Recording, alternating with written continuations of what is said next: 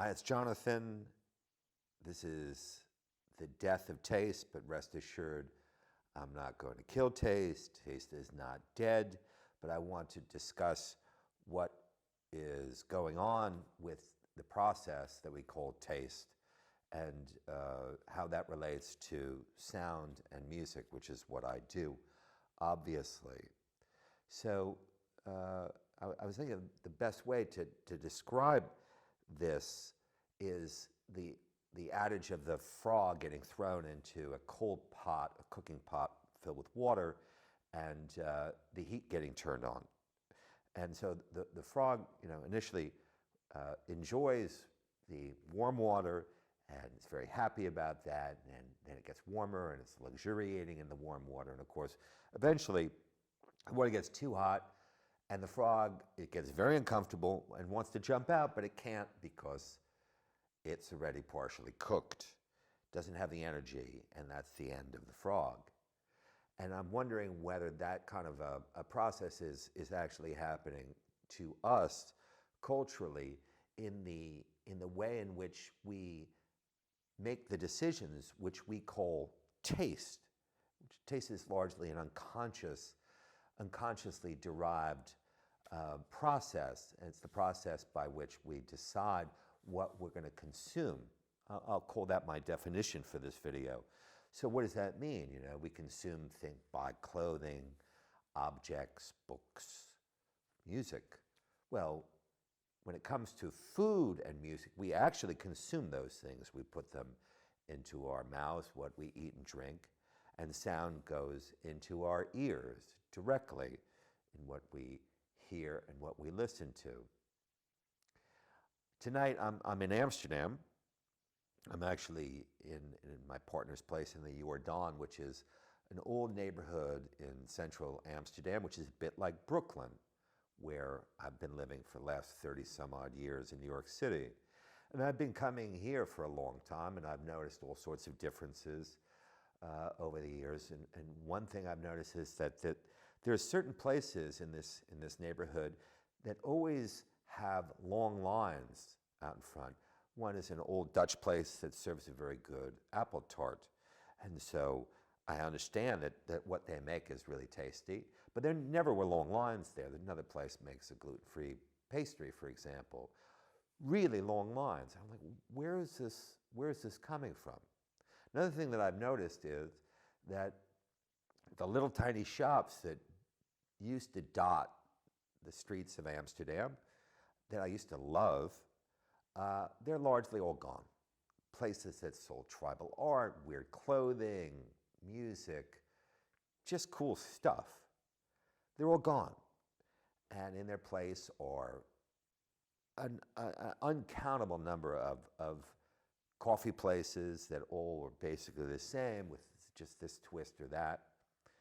And I realized that the loss of those places here in Amsterdam, but even worse for me in New York City, have meant that I no longer have places that I can go into a space and interact with objects or music in a very physical way that would consciously or unconsciously inform what I like. And I also realized that the reason, I think, that there's long lines outside of these few places that I've mentioned is because of the internet and because of the way in which tourism has developed, and that people now go onto their phone and type in what is the best of this or the best of that. And in New York City, the best pizza place has always this, that's number one on your phone. That always has a really long line. In other words, people are being driven in their consumption habits and thus in their taste by algorithms. And this poses some really interesting questions and issues, which is what I want to discuss in the course of this video. For me, those little shops that I would walk into and just be delighted by the things that were in there that I had never seen before, I know what those things are now. So it's not a tragedy for me that they don't exist. It's just sad because I can't go back to them and visit them and go like, oh, that's really cool, or I like this.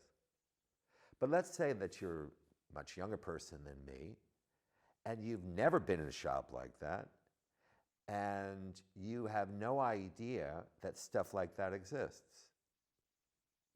And let's say that, that you're on your device, your phone or whatever, all the time, and looking at this and that on whatever, Instagram, Facebook. How are you ever going to find out about that cool stuff that you used to actually have a direct interaction with, but which is gone now because algorithms are driving where everything is going? When I look at stores, specifically in New York City, but everywhere, and in fact, I was just in Cologne a couple of days ago, and I noticed that the stores in Cologne are the stores that are in Amsterdam or the stores that are in New York City, because for the most part, they're all massive retail, conglomerates, and they're the same everywhere. The Birkenstock store in Cologne I went to is a pop-up store, and had some funky Birkenstocks that didn't exist anywhere else, but they're Birkenstocks. I love Birkenstocks. I wear Birkenstocks. It doesn't change the fact that it's still the same everywhere, just with minor differentiation. Now, where this gets specifically interesting for me is with music, because, I started out with records, and to some extent CDs. I was never really into CDs, but sometimes, you couldn't get what you wanted on a record, so you had to buy the CD. Now you've got streaming. So with services like Spotify, I'll get back to Spotify in a moment, it seems like you have everything. And that's another big problem. Because when it seems like everything is there, and it's not even close to being there, then you're misguided, and you're really deluded about what's possible for you to listen to, and equally important, how you get there. So with records, the way it worked for me, and it's not just me, I'm sure, one went to the record store, and a good record store for me always meant a record store that had a turntable in the back, and as long as the record wasn't sealed, you were allowed to play it and listen to it.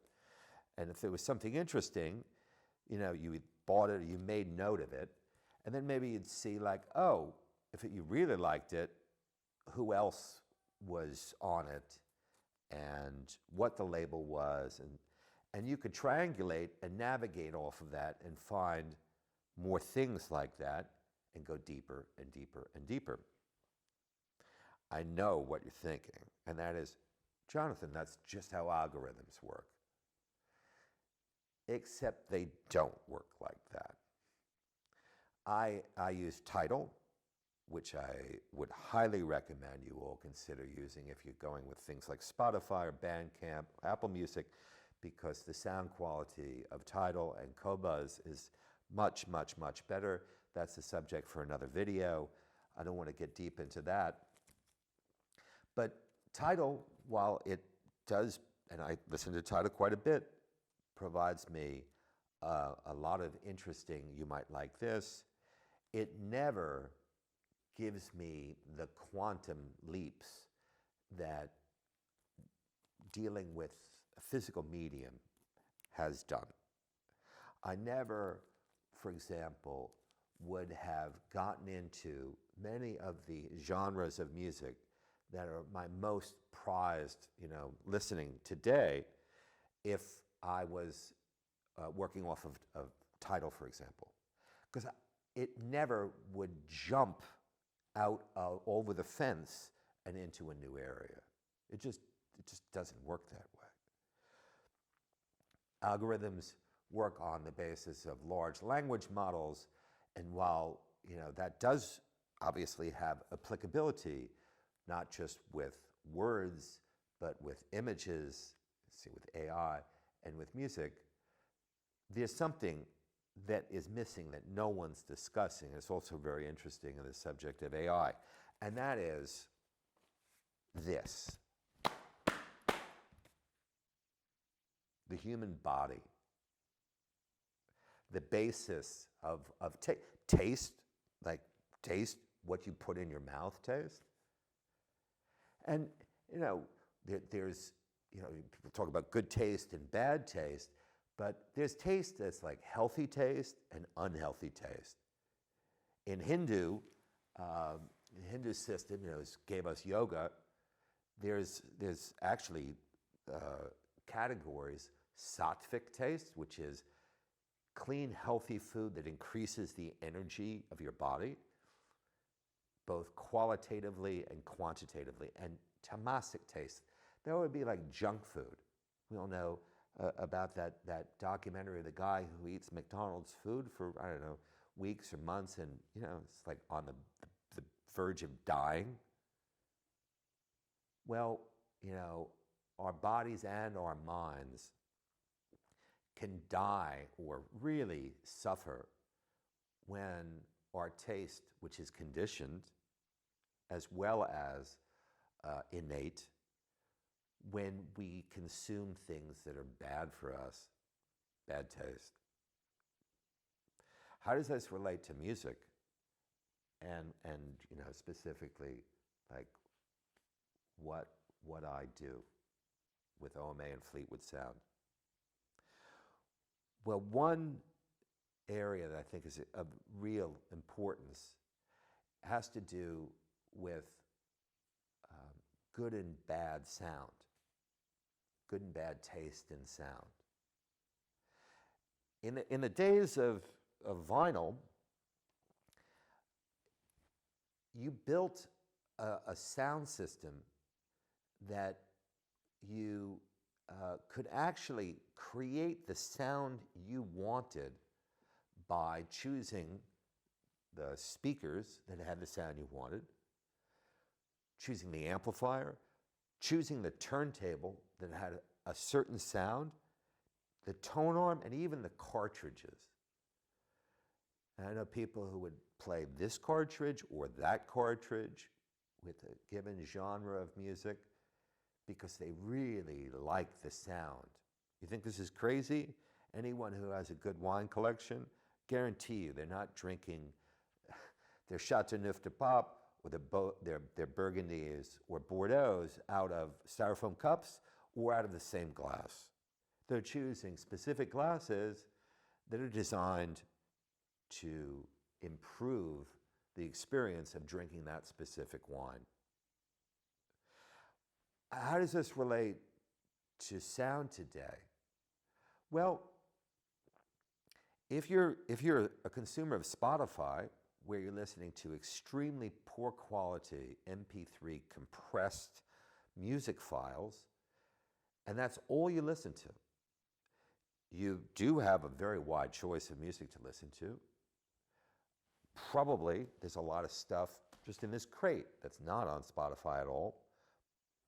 That's one subject.